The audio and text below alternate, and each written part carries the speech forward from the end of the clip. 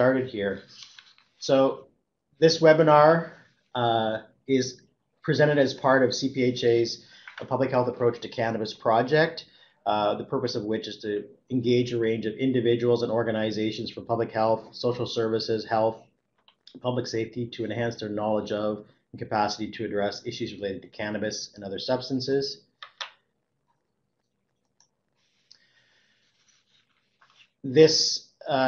I would really like to just draw your attention to the bottom of this slide, which really is our focus of our project, and the work we're doing here at CPHA is really around normalizing conversation, not consumption. And normally we have a planned webinar, but because of the summer break, our next webinar will be in September. You'll get an announcement of that as we get those dates. In the meantime, if you want to join our weekly cannabis newsletter, there's a link there, and or you can write us here at CPHA, and we can send that link to you directly. So as I introduce our speakers, I'd like you to take a moment to complete these poll questions, and we do have a post-presentation poll question. So Dr. Keith Warriner is currently professor in the Department of Food Science at the University of Guelph. Dr. Warriner received his BSc in Food Science from the University of Nottingham, UK, and a PhD in microbial physiology at the University of College of Wales, Aberystwyth, in the UK. He later went on to work on biosensors within the University of Manchester in the UK, and subsequently returned to the University of Nottingham to become a research fellow in food microbiology. He joined the faculty of the University of Guelph in 2002. During the past 15 years in the field of microbiology and food safety research, Dr. Warriner has published more than 100 papers, book chapters, patents, and conference abstracts. His research interests are focused on enhancing food safety within meat processing, fresh cut sectors, and more recently, area of marijuana edibles. To this end, his research team has advanced knowledge in the area of emerging pathogens, intervention technologies, and development of biosensor devices to detection of foodborne hazards. He is frequently contacted by the media to provide commentary on food safety issues, and is the past president of the Ontario Food Protection Association. Our other presenter is Ms. Fatima Kamal. She is a research analyst with Whistler Therapeutics, a cannabis research and biopharmaceutical company based in Whistler, British Columbia. At Whistler Therapeutics, Fatima is responsible for researching and analyzing patient data for product quality, assurance, and research purposes. Prior to her current role, Fatima worked in the Environmental and Occupational Health and Health Promotion team at Public Health Ontario. Fatima is interested in medicinal cannabis and mental health research. And with that, I will turn the presentation over to our two speakers. Well, thanks for the introduction. Hello, everyone. So we've got a lot of slides to go through today, and a lot of those are just for your background information. So we might skip over some, but you can read the presentation afterwards. To put this presentation into context, what we hope to do is, from a public health perspective, is hopefully give you the information you need to give advice on usage of marijuana. It's a big unknown. You know, a lot of research needs to be still done. And it's like coming out of Prohibition back in the 1920s when people weren't really sure how it was going to go and things like that. So what we're trying to do is give you advice on how it's used, what are the actual risks involved. It's not risk-free, but importantly to give you the terminology you need to relate to what people know. And in this presentation, we're going to go through a bit about the basics of cannabis, and I'm going to refer to a previous presentation I did in case you want more information. We're going to talk about how it's consumed, what the effect of the body is in the different forms of consumption, and also how it interacts with other drugs like alcohol and things like that. And then we'll finish off with regulation testing, and we're going to focus a bit on edibles in terms of guidelines because that is a big unknown. So as I mentioned, I gave a webinar last October, and we went through the basics of marijuana. We talked more about the pre-harvest interventions, you know, how can we avoid contamination getting there.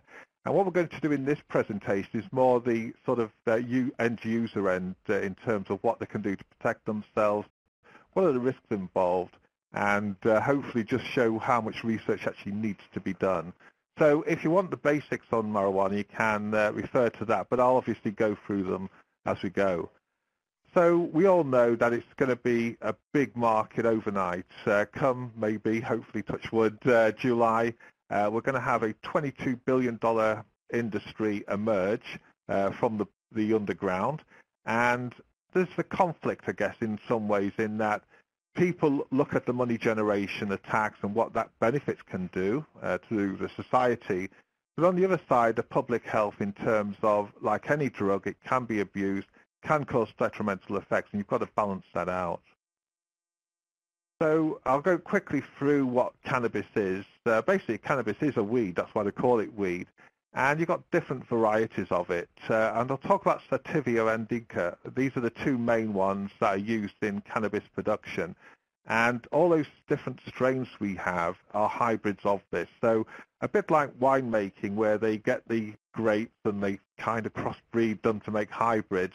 It's very similar to that in terms of each one has its own characteristic, and you want to try and get the end result of what characteristic you want.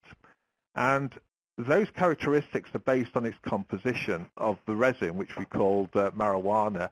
And the resin's actually produced to protect the flower from insects and other pests and that. And obviously, at some point, somebody took it and said, well, it is quite good for pain relief. It's quite good to have psychoactive. And in very broad terms, the composition of marijuana is made up of something called THC. So you hear a lot about THC. This is a psychoactive element. It does give pain relief. It induces drowsiness. And another sort of cannabinoid is what we call CBD. So with CBD, it's more associated with anti-anxiety, makes you relax again. And another main component to what we call the terpenes, and this gives you the flavor, the aroma. And they also contribute as well to the CBD and THC effects. So the best way to describe marijuana is that it's not just marijuana, it's a whole different kind of varieties. And each of those varieties have different compositions, and as you've probably guessed by now, different effects, which we'll refer to as we get on. So essentially, we get marijuana from the flowering plants of the female plants. Hemp is the sort of male plant, which we can use to make rope and whatnot. But the female plant produces these flowers, and from the trichomes of those flowers, we get things, the resin, which contains the THC, the CBD, and the terpenes. And as I mentioned, THC is the kind of psychoactive element which is kind of valued in certain areas, but the pain relief is from the CBD. And as we'll talk about, we balance these out to get a certain effect. Now, what causes a certain cannabis strain to produce more THC than CBD is all down to selection. So one thing you'll have is a selection of a variety that produces excess THC, whereas other strains, they'll produce an excess of CBD. But it's not just strain related, it's how it's grown as well, as we'll talk about. So essentially, they've got the same kind of pathway, and when you get high THC, it's just going down a different pathway to the CBD, and you try in recreational grounds to get more THC because that's highly valued.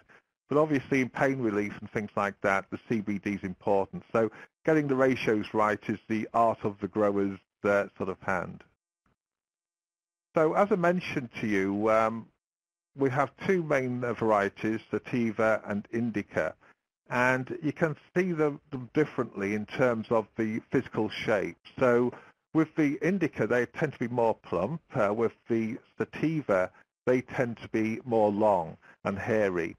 Now, the sativa strain produces much more THC than CBD, and the indica strains, they tend to produce more CBD than the sativa. But so in a lot of ways, by just visually looking at a cannabis bud, you can actually tell what variety it is, and is it rich in CBD or is it rich in THC? And some of the sort of, I'll call them trade names, I suppose it's not quite true, but examples of indica, which is the high in CBD, sort of pineapple kush, sativa, things like purple haze.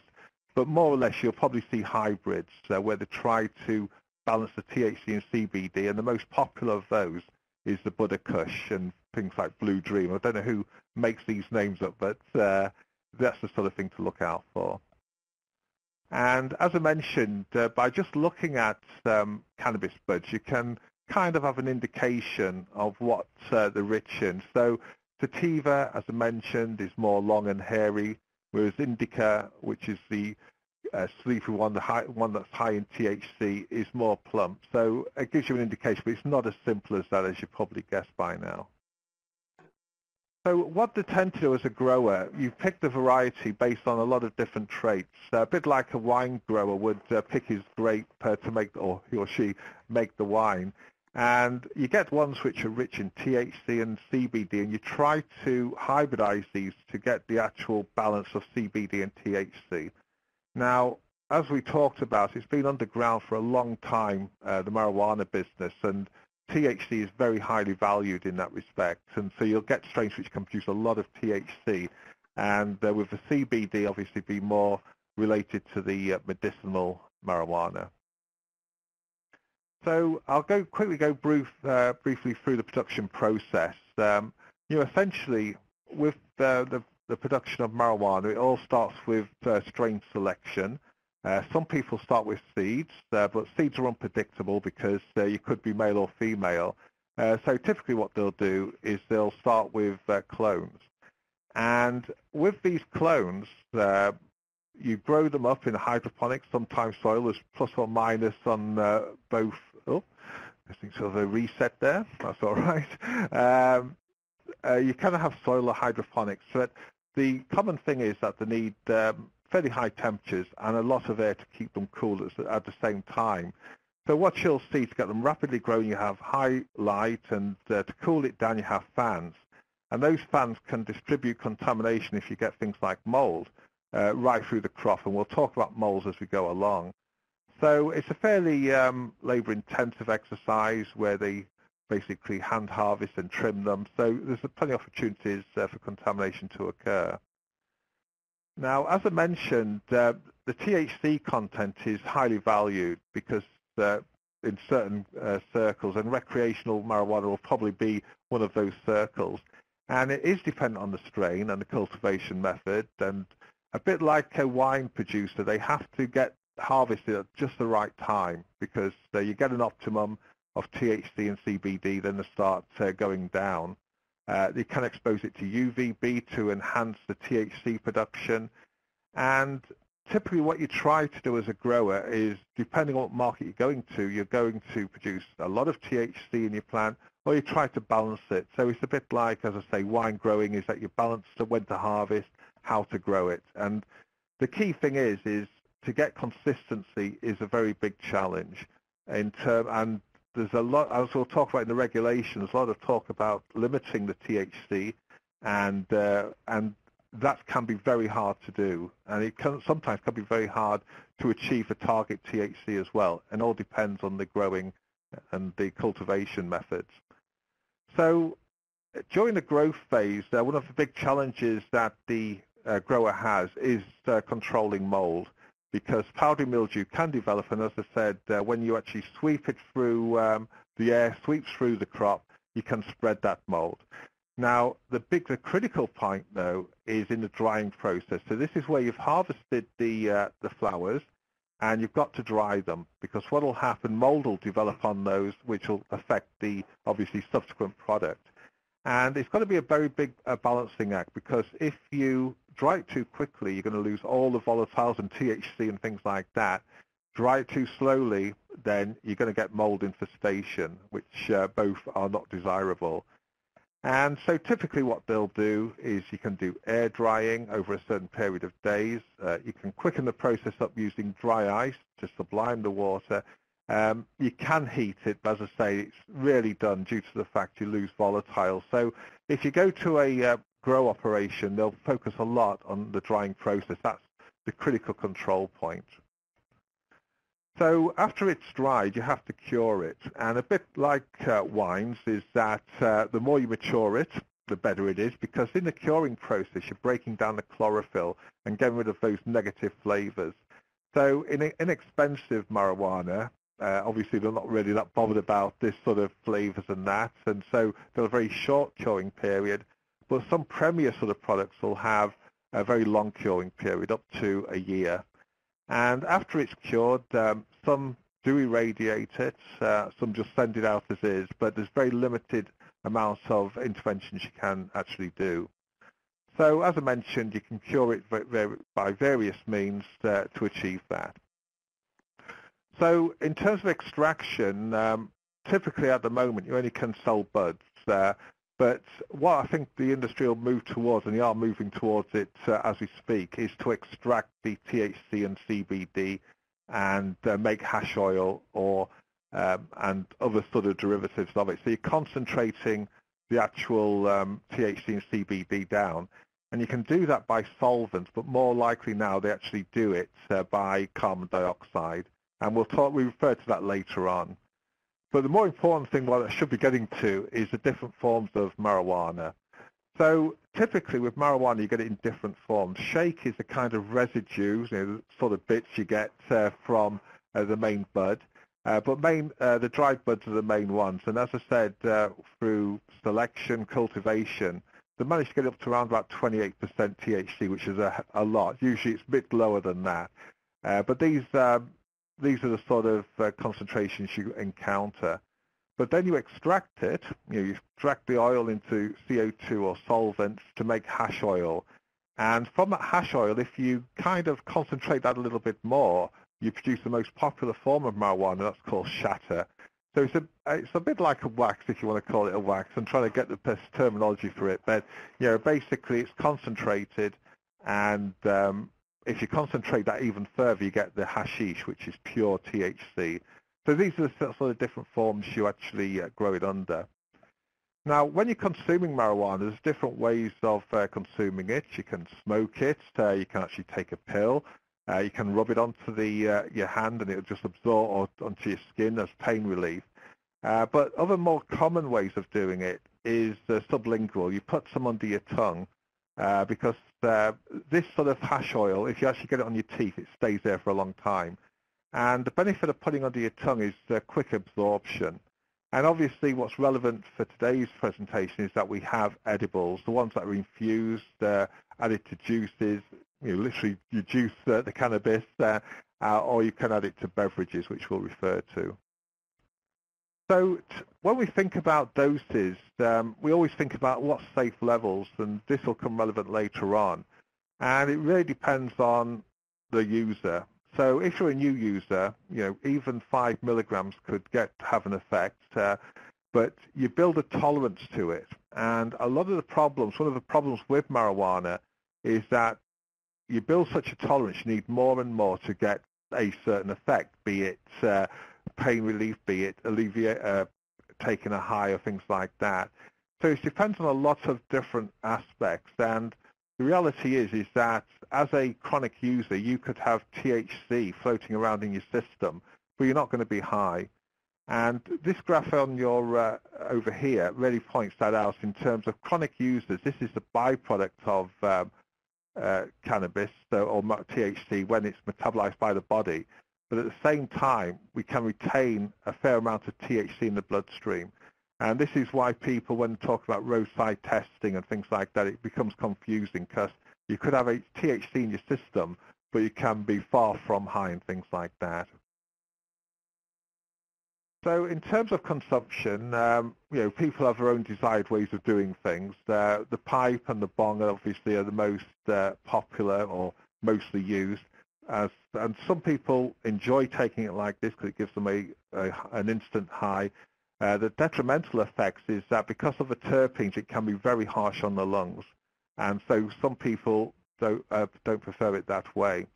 You can have things like dab, which is the essential, basically concentrated oil, or the hashish oil. But you probably know more about joints and blunts and spliffs, and basically it differentiates on the fact that one, the amount of cannabis, but also you can cut it with tobacco in order to smoke it. And moon rocks is where you actually coat it in honey and it gives you that flavour. So these are the kind of different smoking ways of smoking. And you've probably seen these in shops or anywhere where you've seen marijuana. The bong is one of the most popular ones.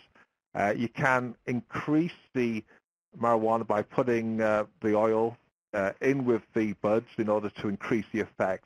And there's also a method called gravity bong, which is basically where you produce a lot of the THC vapor, which you can take in a lot. So this is where, as we'll talk about, you get this greening out effect. So what happens to your body when you actually take smoke marijuana? Well, typically what you'll have in the first time you take it, you probably won't have any effect at all. It's because your body isn't receptive to it. But after a few tries, your body does get receptive. And the thing about smoking, it has a very instant effect. So it can be instant. You could wait for 7 to 10 minutes. And the primary effect is essentially feeling the sensation of happiness. But also what happens is you start losing sense of reality. So you don't the sense of time. You have these repetitive sort of loops of thoughts and that. And this is what people suggest is the high. This is the effect of it. But the secondary effect as you're coming down is that you become drowsy, you get thirsty and hungry. And these are not so much like a hangover effect, but it's where you start coming down from that. But in the primary effect, it literally is you feel like you're detached from reality, which I guess is why people actually take it. Now, the thing about smoking is that you get decarboxylation of the THC to make it active at the same time as you're doing it. But what you can do is that you can actually decarboxylate the THC before adding it to food products to activate it, to give that effect that you have. And so with decarbing marijuana, essentially what you'll do there is you'll get the flowers and you'll just put it in the oven, or the buds, and you put it in the oven for 40 to 60 minutes, and it decarboxylates it to THC and CBD to make it an active form. And with this active form, you don't need to heat it up to 160 degrees C now. You can basically put it into products like butter to make magic butter, or you can actually put it into alcohol infusions, tinctures, and even put it into things like coffee. So this is activated THC, so it doesn't need activating externally. And I use this for your information. There's a lot. Everyone's derivatizing or trying to get a new sort of edible to try. And what you'll notice is they'll put it into anything from mayonnaise to whipped sweet potatoes to oil infusions to coffee to sushi. So this is where you would use a decarboxylated version of it and add it to these different products. But one of the big sort of trends is in the beverage industry. People talking about cannabis beer, cannabis energy drinks, which I still see that as a bit of a contradiction. But this is where the industry is going, because beverages can be easily marketed, as we know, from juices, and obviously it may be the preferred form that people like. To do with candy, you certainly can go out online and buy candy with it, but this comes to another public health risk in terms of you want to avoid the young actually consuming it. So I can imagine when edibles are allowed in next year, is that things like candy or anything that could be mistaken by a child for normal candy, they would be practically banned. But regulations will come to in a bit. So with edibles then, the effect is very different from smoking. So with smoking, it's very instant. The effect lasts around about 15 minutes and you come down and you go on your merry way. With edibles, it's a delayed effect because it's got to get into your bloodstream. And I think everyone knows that the big problem with edibles is that people take some, have no effect, saying, well, I'll take some more. And before you know it, you've got about 10 times the dose you actually need. And the thing with edibles, it kind of creeps up on you. It's not suddenly you were walking along and you suddenly get this high. It's a kind of gradual highness. And this is what some people like. This is why some people take it. And so you get this sort of 50 minutes of highness. This is where you get the increased appetite. And a bit like when you're smoking, you start losing a sense of reality where you are. But then after a small amount of time, you start getting paranoid and weakness and hallucinations sometimes. And so what you've got in smoking is quite an instant effect and a quick resolution. With edibles, you've got this slower oncoming and slower coming down. And some people have adverse effects, others don't. So to cut a long story short, vaping versus edibles, quick, intensive effect. With edibles, some people prefer them because they don't smoke, but it's a very different effect in that it's a gradual effect and a gradual come down. And to do with the interaction with other drugs, this is where there's a big sort of knowledge gap there. With alcohol, for example, which obviously people who take marijuana might take alcohol at the same time, it essentially increases it. It's almost like somebody drinking beer and suddenly going on to chasers. It enhances the effect. With antidepressants, they say they work in synergy, but there's also research where people are suggesting that people take marijuana instead of prescribed drugs. And so this negative effect you can have because every time you come off a drug, you have withdrawal symptoms. And a lot of the negative health effects that people are suggesting isn't down to marijuana per se, but it's coming off from other antidepressants that you might have been on. So that's the kind of thing to think about. And with sedatives, they tend to make you more sleepy with its interaction. But the interaction of marijuana with other drugs is that big unknown. And anyone who's taken marijuana will always get this experience, a bit like when you first drink, about greening and whiting out. And with greening out, it's essentially when you literally get, again, it's consumer specific, is that you'll get this nausea, you get dizziness, sweating, but you'll also get this sort of distress. And this is where you can separate it from pesticide poisoning, which I'll refer to later if we get time, in that you feel like you get extra paranoid and you feel people are watching you and things like that. And so what's a good public health advice is that if you do get greened out, which I assume many people will be and when they start using it, CBD is a very good countermeasure to it. So CBD counters THC. And when they first take it, it's always good to be in familiar surroundings. So when you get this sort of paranoid and things like that, at least you're in a safe place. And you hydrate with sugary drinks to get your metabolism going. And you just lay down, and usually within 30 minutes, 6 hours, you're fine again. But this is going to be one of the key things. And the other sort of thing, I'm rushing it a bit, but the other thing is that when you've taken marijuana and you take it regularly, which I assume people might do in the first initial weeks when it's allowed, you do get withdrawal symptoms. And even though they say marijuana is not addictive, I think people get addictive to that high and always trying to chase that next high when you're taking it. And withdrawal symptoms, like many other drugs, is irritability, insomnia, anxiety. So as a public health perspective, it's good to make people aware of this in case, because I think people get the perception that it isn't, you can just leave it any time, but it's not quite that case. So I'll hand it to Fatima now, just to talk about her survey. All right, perfect. Thank you, Keith, for that introduction. Before I just begin, I just want to take a minute to thank both to you and CPHA for extending your invitation and inviting us to be a part of this cannabis series webinar. So I will be discussing on the methods of consumption, particularly from the point of view of medical marijuana users. So first and foremost, I'm not here to promote the products or the strains and the services of Whistler Therapeutics or Whistler Medical Marijuana Corporation. To begin, just looking at the survey at the beginning of the webinar, people have a lot of knowledge of cannabis or they have very limited knowledge of cannabis. So I'm going to be really careful and ensure that I provide as much as information as possible, but also be respectful of the time.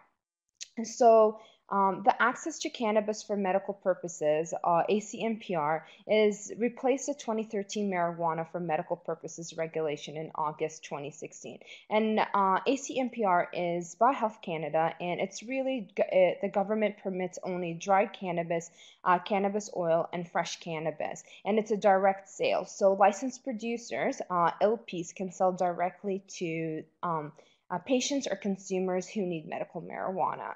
And other cannabis products cannot be sold under ACMPR, but individuals can make their own products, their own edible products for their own consumption. So this is where it becomes a little bit blurry that under the ACMPR, technically licensed producers cannot make or sell edibles, but individuals can make their own edibles. And a little bit activity for you to do now or later on is to just go on Google, and if you just Google edibles Canada buy, you will come across so many different websites that sell edibles, and there is no regulations in terms of that.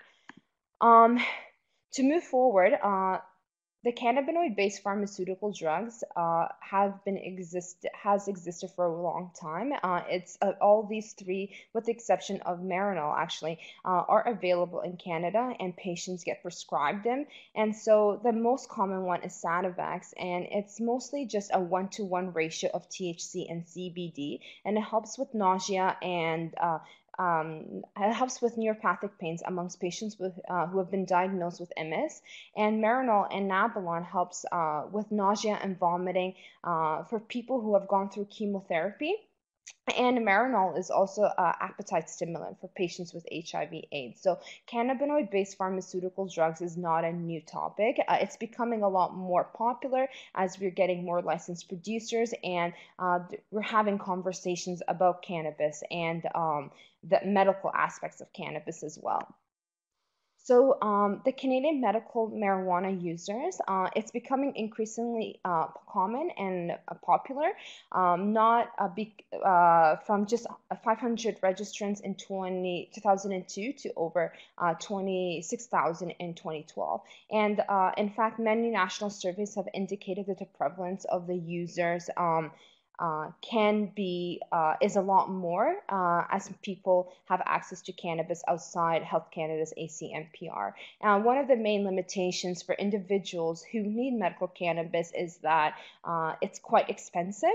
So it makes sense that the estimates suggest that there are around 400,000 to almost 1 million Canadians who use cannabis for therapeutic purposes.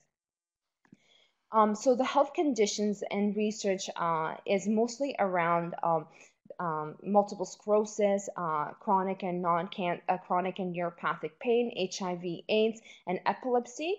There's now a lot more interest in researchers doing more regarding pediatric epilepsy and seizure.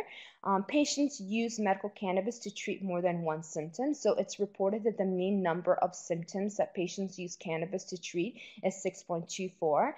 And while patients use cannabis for diverse symptoms, research have stated that pain, anxiety, and sleep problems were the most frequently common symptoms. And these findings are actually quite reflective with our survey that we have conducted, where patients who are registered with WMMC have stated that pain, anxiety, stress, and sleep problems were the main reasons they use cannabis to help alleviate or manage their symptoms. So this is a really quick graph. If research do exist, as Keith said, but more research is required, particularly through the lens of a medical cannabis use. And so this table is really just a quick illustration that RCTs do exist, and particularly around chronic pain and MS pain and other conditions that I've discussed. But there's a few limitations regarding that, mainly around the fact that they come with a really small sample size and a really short duration. So as I've mentioned, primary and secondary research has been conducted on different areas, and mainly anxiety, depression, HIV/AIDS, chronic pain, MS, cancer, PTSD, stress, and others. However, there are limitations with any research, and it's mainly that these studies are of short duration. So we're looking at RCTs that are around 5 to 6 weeks or 13 weeks, and they're really small sample size, and as well, so we're looking around 50 to 60 people, as well as the political state of cannabis and its legality issues. Throughout centuries, cannabis as a plant has been quite criminalized, and it's still not as acceptable as alcohol or tobacco is now. There's subjectivity of results. There's a lack of long-term monitoring of cannabis. Of the cannabis studies and RCTs, and there's also a modest effect sizes. So definitely there needs to be a shift in accepting and doing cannabis research. So Whistler Medical Marijuana Corporation, we are a licensed producer under the ACMPR, and here we do quite a bit of quality assurance with our patients and as well as our products and our strains. So the quality assurance survey questionnaire, it was created and administered via Typeform, an online application, a survey application that's very similar to SurveyMonkey. And the survey was exempt from the Institutional Review Board services, and we sent it to registered WMMC patients via email after 4 business days of medical cannabis delivery.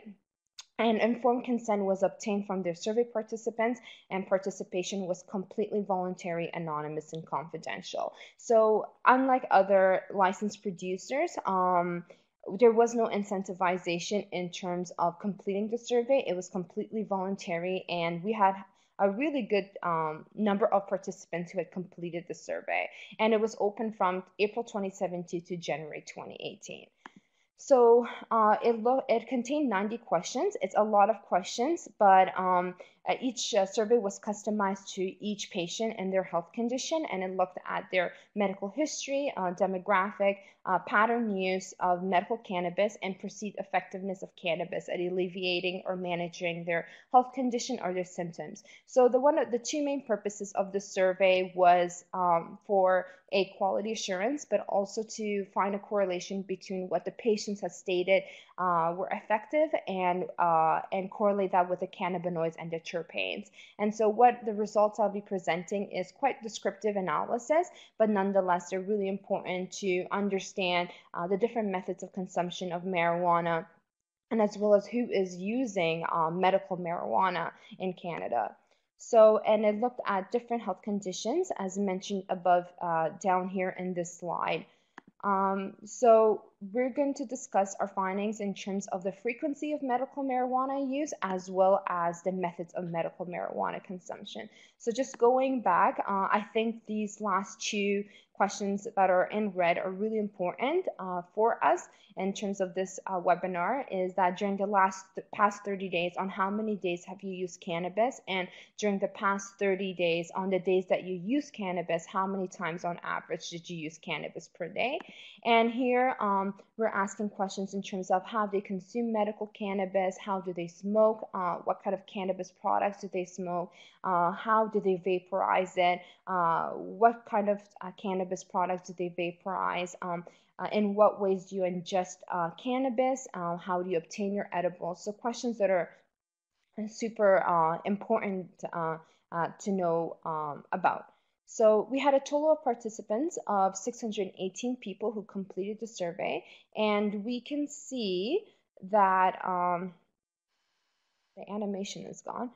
We can see, oh, there it goes, that most of the patients who completed the survey were males, and followed by around the ages for both females and males around the ages of 20 to 39 and 40 to 59 years of age. So something that is quite interesting to point is that oftentimes with the Cannabis Act coming our way soon in next month, it's going to be, as Keith said, there's going to be new demographics of people trying cannabis, but it's really important to know that most of the users of medical marijuana are quite older, and they're quite already established.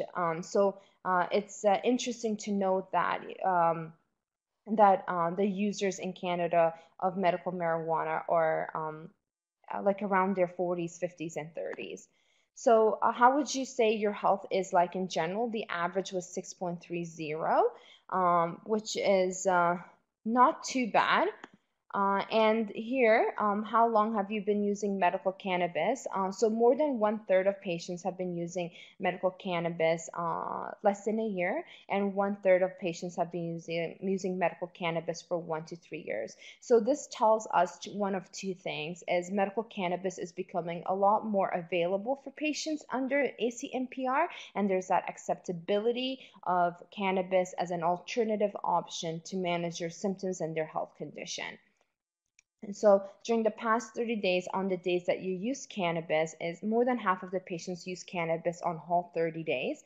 And during the past 30 days, on the days that you used cannabis, how many times on average did you use cannabis per day? So 27%, 26%, and 22% of patients who are registered with WMMC use cannabis once, twice, and 5 or more times respectively in a day.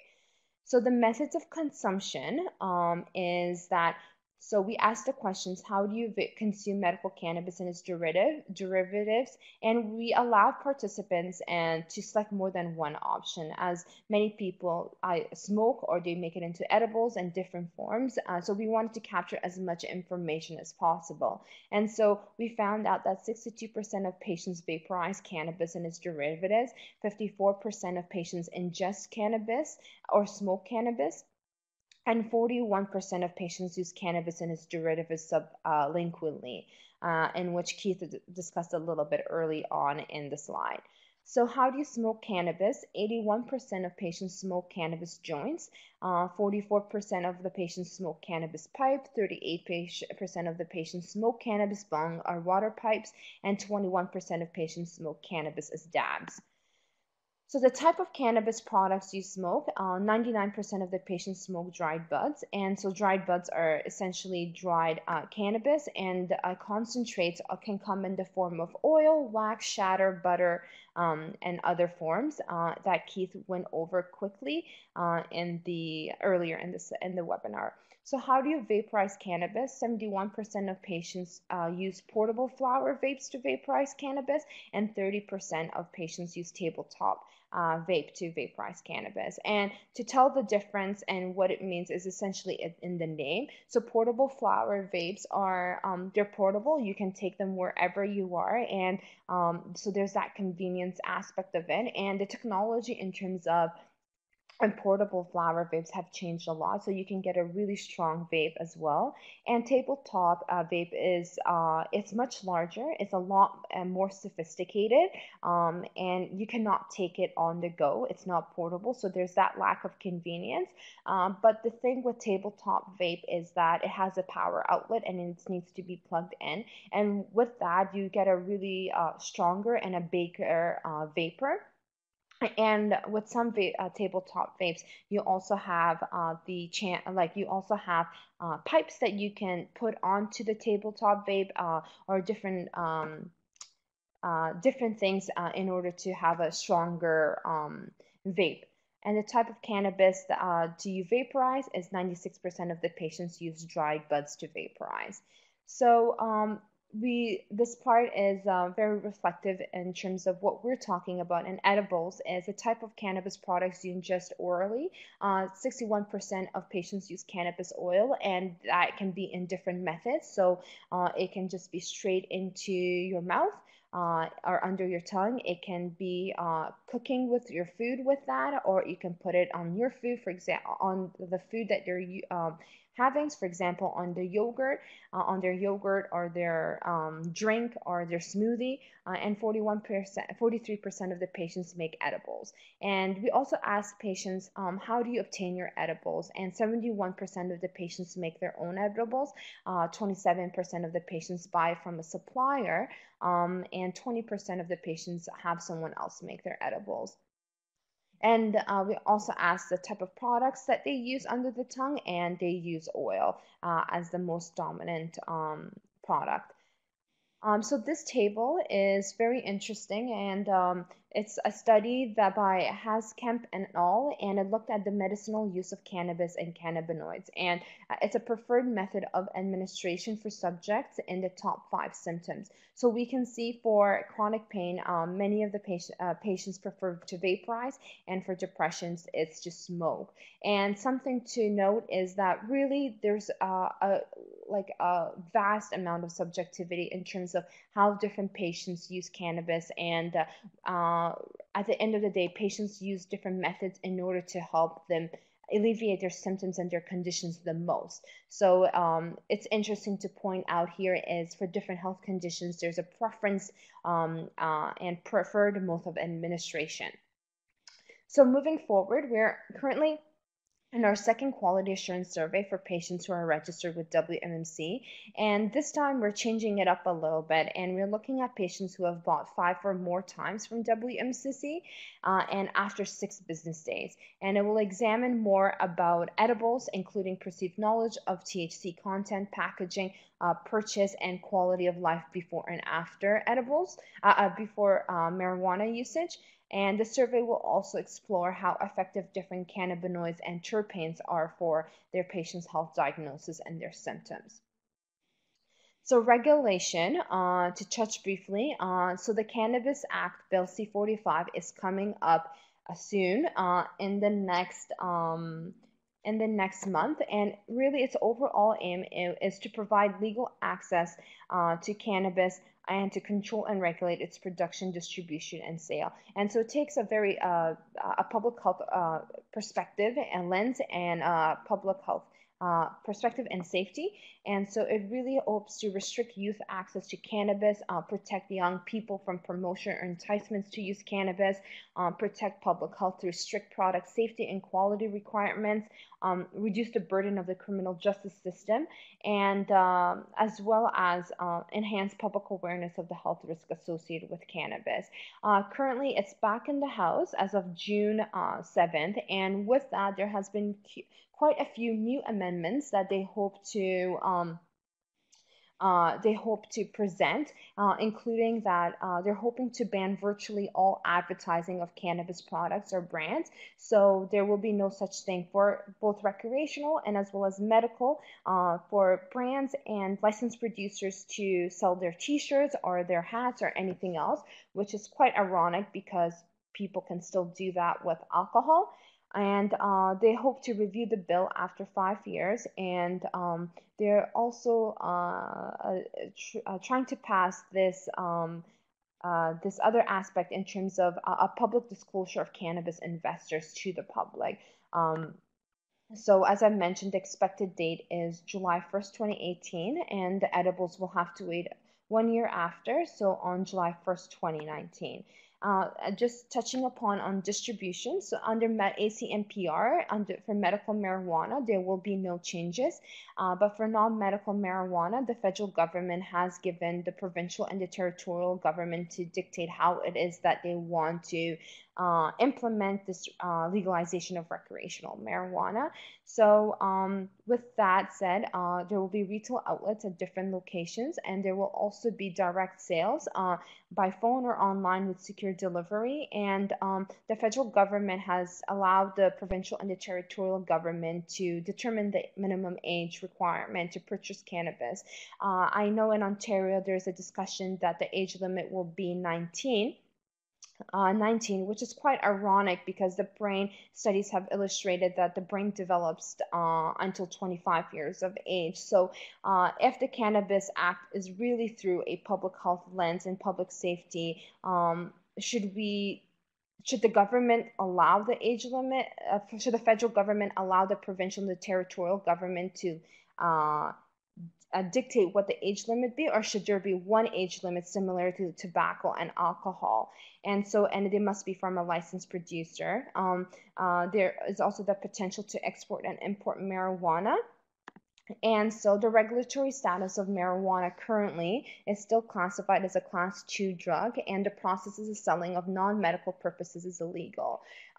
However, if you go in Toronto or in Hamilton or in different areas, if you walk in the city, in the downtown area, if you look at, you will come across many different dispensaries, and you can go in, you can check it out, and possibly you may come out with cannabis. And this map, excluding Tilray, they're a licensed producer, you can see that there's quite a number of dispensaries out there. Ontario, the minimum age will be set at 19, and it will be restrictive to private residences, and the max will be 30-gram dried buds per sale, and it's going to be regulated by LCBO, and it will also include the online sales. Keith wanted me to mention this. In Guelph, the weed retail store location had been announced on Stone Road, so there's that irony right there in terms of cannabis in the Stone Road. But he mentioned that Stone Road is quite close to University of Guelph. And so again, is that really through a public health safety, or is that through an economic lens? And in Quebec and Alberta, it will be 18 years of age. Growing in non-licensed will be prohibited, and they cannot possess no more than 150 grams. They're permitted to use at places that are designated for tobacco smokers, and it's banned from university and Z-Shop grounds.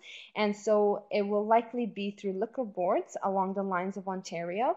I know that in Quebec, individuals will be able to purchase cannabis or buy cannabis by SAQ, and it is estimated by December of this year there will be 20 stores, and by the next 1 to 2 years there will be 100 to 150 more stores.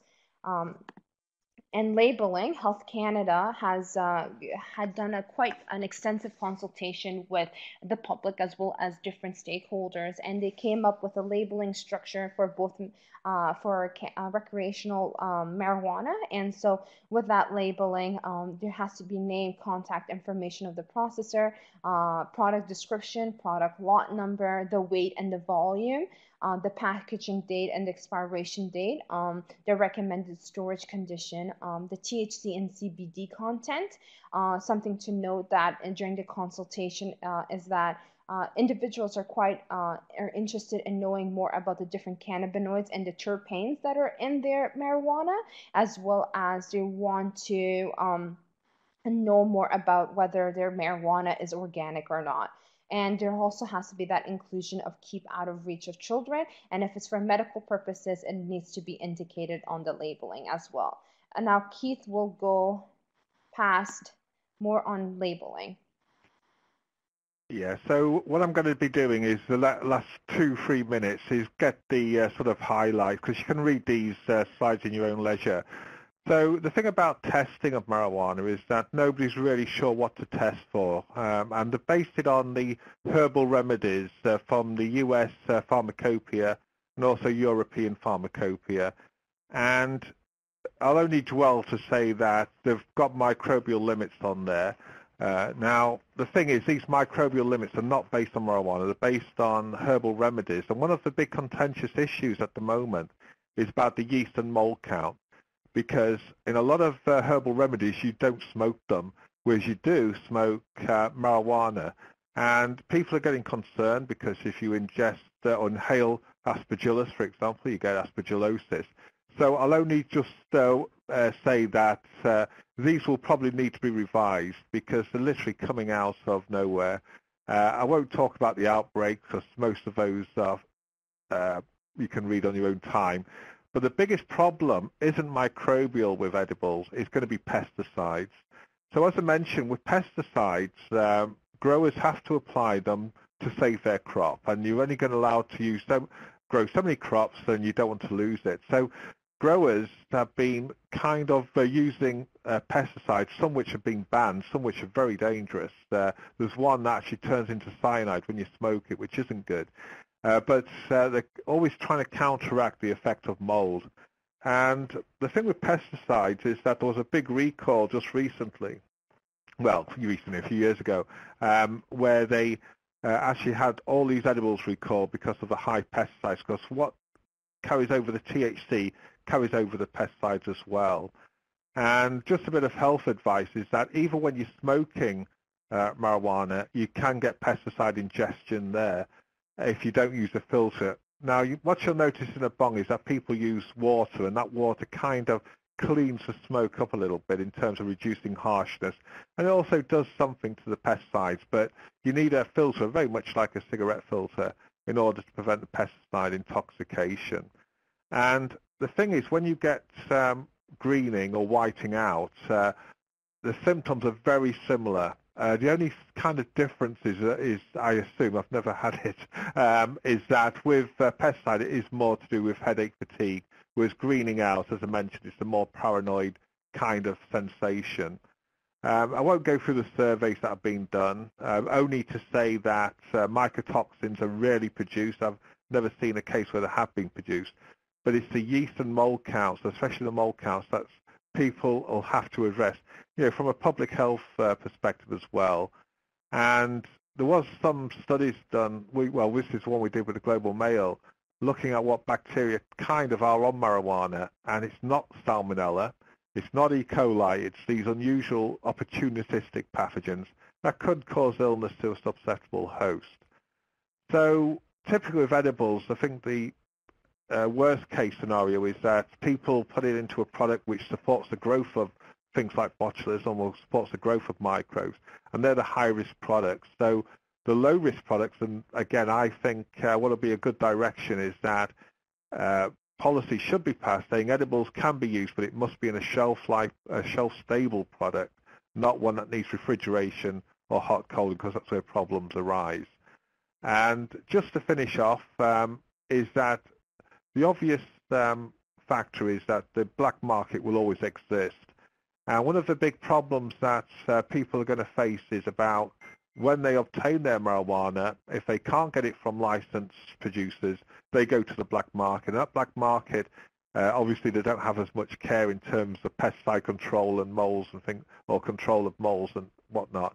And the raw material is going to be important here, because in one sense, the buds, you can see them, you can see if they're moldy, whereas in extracts and oils, you've got no idea what the history of that product is. It could have been produced from mold-infested marijuana. It could contain pesticides, so you just have to be careful about the raw material. And I won't talk about food safety violations, you can read those. But one of the big problems, I think, also from a public health perspective, is fraud. So typically what people experience in Colorado, for example, is that they send the cannabis or the resin to third-party labs, and they get what we call inflation, overestimation of the THC, because the THC is a kind of measure of, or metric of, how good quality marijuana is. So we get the situations where, should we say, third-party labs are being persuaded, or whatever you want to use, to actually report fraudulent results. And the other thing about edibles is that you buy edibles on assumption that they've got the THC and CBD. Sometimes it's too high. Most of the time it's very low. So food fraud is going to be there. So just to, communications, you can read that. So I know it's been a whirlwind tour, but essentially marijuana is going to come. We have to be prepared for it. But for public health, I think it's going to be very important to send the right message, use the right terminology in order to contact people. And also, as Fatima said, be aware of the actual people, the audience you're referring to shape the message. With that, thank you for listening. We've got it in time. And as I say, if you've got any questions, I'm certainly happy to answer any of them. And I'm sure Fatima is as well. But we'll take questions if you want at this point. Thank you, Dr. Warriner, and thank you, Fatima. I just wanted to say, I want to apologize on my part. I ran a little bit too long, but I'm here to answer any questions anybody may have. So I know we're close to our ending time, but we'll go a couple minutes longer, everyone. So I know there's been a few questions, and I think this one may be Dr. Warriner. It'll combine. So earlier on, somebody asked, is 28% the highest THC that can be produced, and also has the federal government announced any upper limits on THC for cannabis products? Yeah, certainly with plants, 28% is the upper limit so far. Obviously, people are looking at extracts to boost that, but 28 and even 28% is, I think, and Fatima will probably know more than me. 21, 24% is more average, depending on the So strain. yeah, Keith, you are right. So the most you're seeing for strains and products of cannabis is around the 20 range. So to answer that question, yes, to some degree, 28% is the highest. However, there are strains in the US that are a lot higher.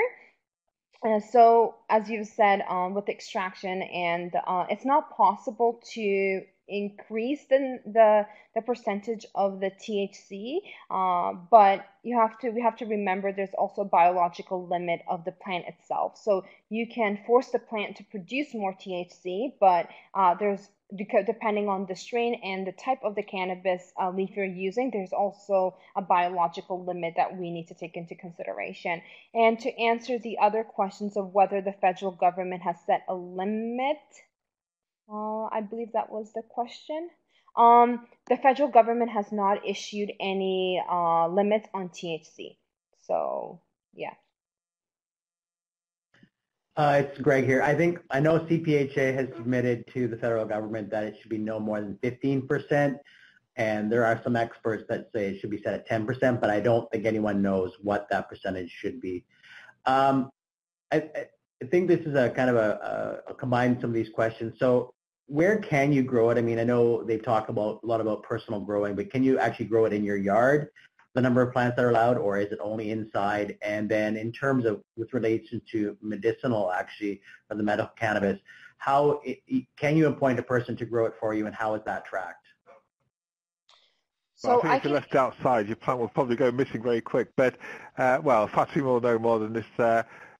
The thing is, you can appoint a grower to actually grow it for you, and it's quite timely because there's just about 4 kilometres from here, there's a old converted greenhouse where people are actually doing that. So these are people who are allowed to grow plants, but they've kind of got a cooperative, so to speak, to do it. So the answer is yes, you can get someone else to do it. From a medical point of view, for the cannabis, you can appoint somebody to grow cannabis for you.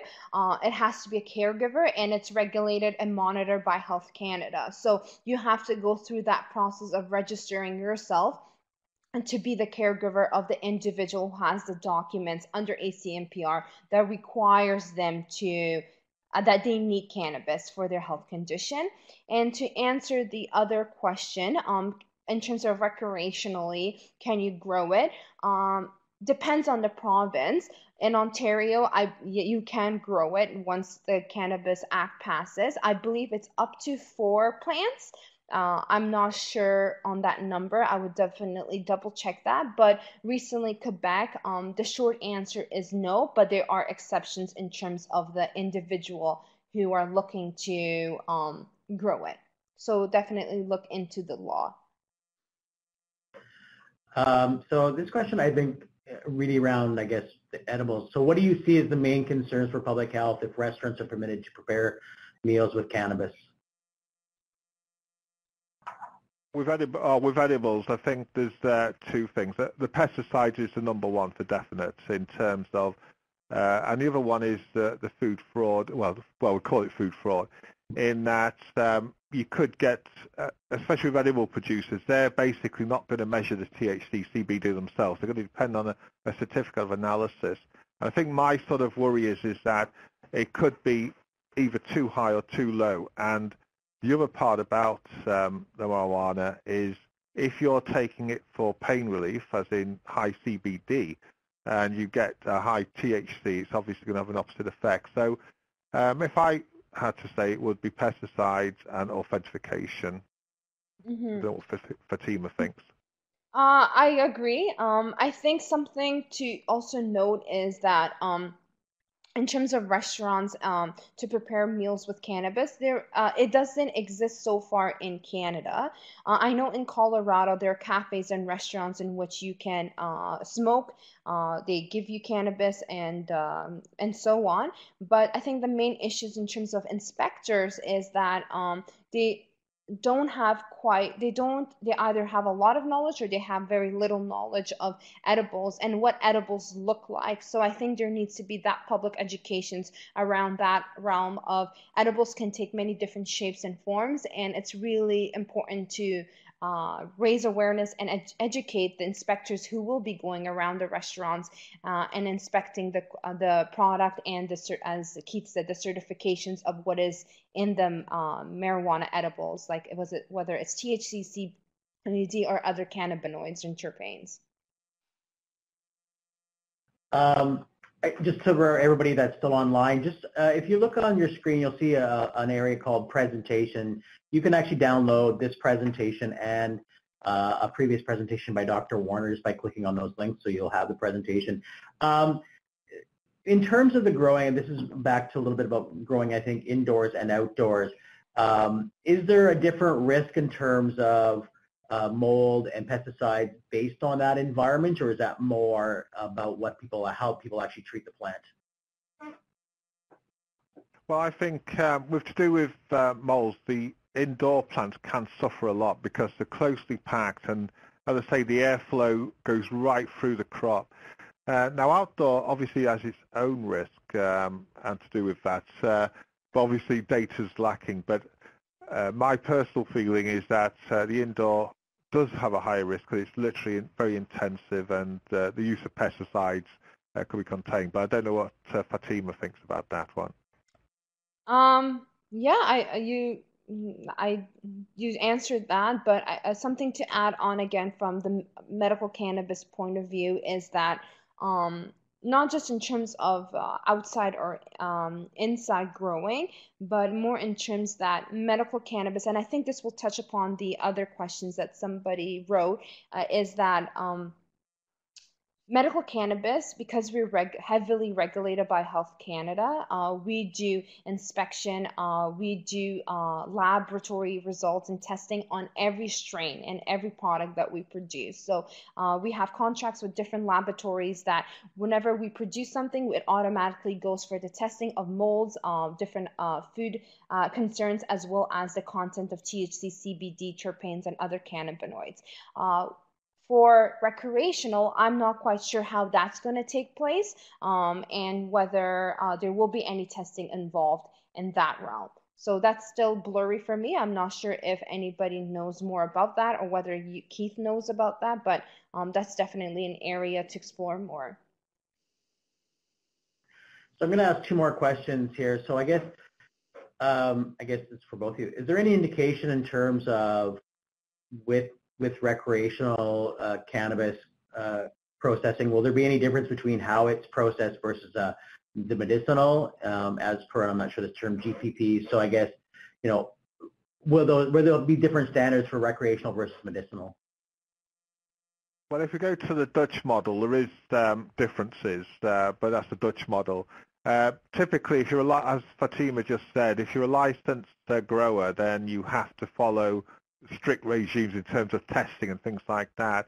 I think the biggest worry is that with this increasing number of users, the black market actually is going to do very well.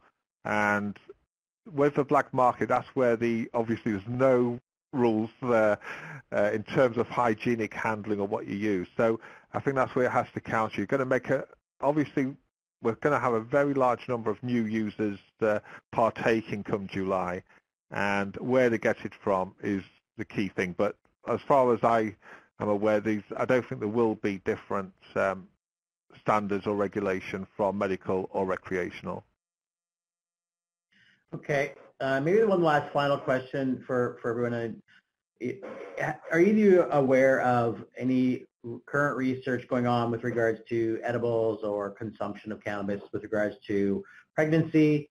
And has that been part of some of the surveys that you've done, Fatima, also? That's a really good question. Edibles is not quite discussed as much as cannabis in general. I know that under the Cannabis Act, there's very little mention of edibles. Currently, the only things that I know that's happening is that Guelph Public Health is actually conducting a survey on edibles and different methods of consumption within their health region. But uh, to my knowledge, it's still a very blurred line. I think definitely more people need to uh, ask questions about edibles and the risks associated with that, but I just know about that survey as of right now. Yeah, and I think I noticed a question about long-term effects of cannabis, and that's really, I think, where the sort of grey zone is in terms of the research. It does have an effect like any drug, so it wouldn't surprise me if there is an association. But I think what the biggest worry is, what Fatima referred to, is that this legal age limit of 18 to 19 could be worrisome, because really it's only when the brain's fully developed that they won't suffer this long-term psychological effect. So research is out, or research hopefully will be done, and we'll see what the effects are. But like any drug, it's always got to have some side effects for sure. So I want to thank Dr. Warriner and Ms. Kamal for presenting today, and for all of you being online. I know we've gone over our time. We very much appreciate it. We've recorded this webinar. We will be sending the link out to everyone that signed up for the webinar, and we'll post it on our website. And again, so thank you, Dr. Warriner, and thank you, Fatima, for a very informative webinar today, and we really appreciate the time you've given us. Oh, thank you. Thank you.